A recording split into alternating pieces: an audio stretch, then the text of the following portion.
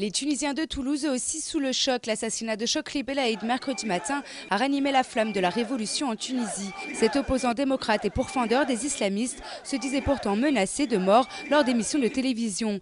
La famille du défunt accuse le parti Ennahda, le parti islamiste, de l'avoir fait assassiner. Depuis mercredi, des milliers de personnes se réunissent dans tout le pays pour lui rendre hommage.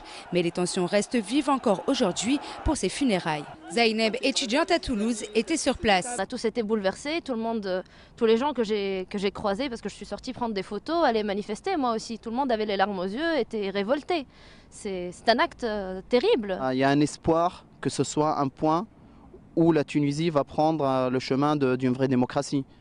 On espère que le départ de Chokri et son assassinat n'aura pas été pour rien. Et on n'a aucune visibilité sur comment les choses pourraient évoluer dans les jours à venir. Effectivement, le Premier ministre avait proposé de dissoudre le gouvernement actuel et de former des technocrates, des personnes qui n'appartiennent à aucune couleur politique. Mais Rachid Ghannouchi, le chef du parti islamiste, s'y est opposé. L'UGTT, la principale centrale syndicale en Tunisie, a donc appelé à une grève générale ce vendredi dans tout le pays. Pour le vice-président du parti Ennahda, le problème vient de tous les côtés. Maintenant, le problème, est-ce qu'il y a des gens qui sont pour le développement, pour l'avenir, ou des gens passéistes?